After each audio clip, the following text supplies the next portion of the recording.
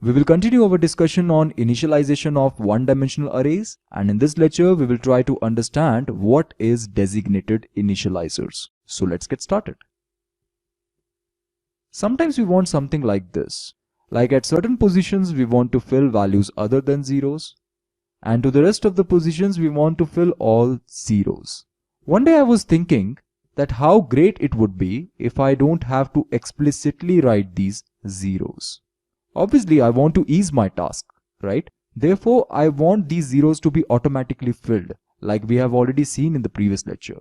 Whenever we have elements lesser than the length of the array, then the rest of the positions will automatically get filled by zeros. But as you can see, these non-zero elements are not in a sequence. They are at certain positions.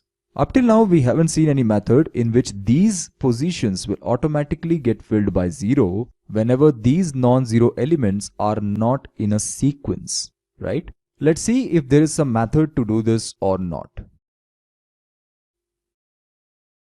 What we want basically, we want 1 in position 0, as you can see, 2 in position 5, 3 in position 6, right? And we want that rest of the positions will automatically get filled by 0 according to the length, right? To do this, we have to write something like this, okay? This way of initialization is called designated initialization, and each number in the square brackets is said to be a designator. This is nothing but an index, right? And this is the value you want to store in that particular index. As I want 1 in position 0, therefore I have to write something like this. Square brackets, the index, this is called designator, and equal to sign, and then the element that you want to store in that particular index. At 5th position, I want to place value 2, and at 6th position, I want to place value 3, right? There are certain advantages of this way of initialization. There is no need to bother about the entries containing zeros. If suppose we have an array like this, in which there are numerous number of zeros, and only at 2 positions we have values other than zeros, then you can simply write this array like this. It is much compact and much easy way of writing than this. Clever, isn't it? There is one more advantage of designated initialization. There is no need to even bother about the order at all.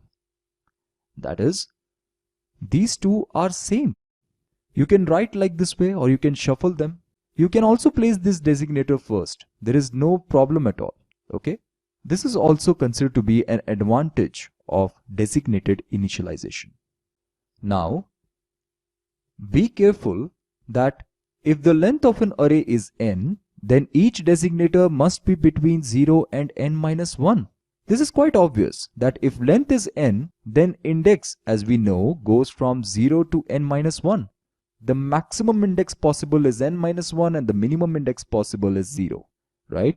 And designator is also an index. For example, suppose we have an array like this, then you can write this designator or this designator. There is no problem. This is correct. But you cannot write something like this. This is wrong. Because of this index, this is wrong. Now there is one question, that what if I won't mention the length? In that case, designators could be any non-negative integer, okay? And compiler will deduce the length of the array from the largest designator in the list. Compiler will deduce the length in that case. You can mention as many designators you want, and compiler will deduce the length of the array from the largest designator.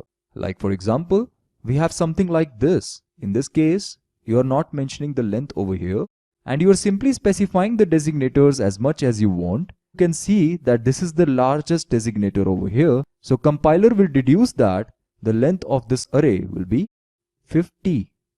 Because of this designator, maximum length of this array would be 50. As this is the index and this is the largest index, therefore the length of this array will be 50 because it is always largest index plus 1, right? Finally, no one can stop you from doing this. You can mix both the traditional way of initialization and designated initialization. You can mix both of them. We can say that this array is equivalent to this array. Obviously, at position 0, 1 will be placed, at position 1, 7 will be placed, at position 2, 5 will be placed, and at position 3 and 4, automatically zeros will get placed, and then at position 5, as it is indicated by this designator, 90 will be placed, and then at position 6, 6 will be placed, and so on, right? But if there is a clash, then designated initializer will win. You can clearly see that at position 2, value 3 is stored, right? But there is one designator 2 as well, which says that at this position, 4 must be stored. Then in that case, designator will win. This means this array is equivalent to this array. At position 2, 4 will get stored, not 3. Okay? Now here is one good news for you. We have covered all these 3 questions successfully. Okay friends, this is it for now. Thank you for watching this presentation.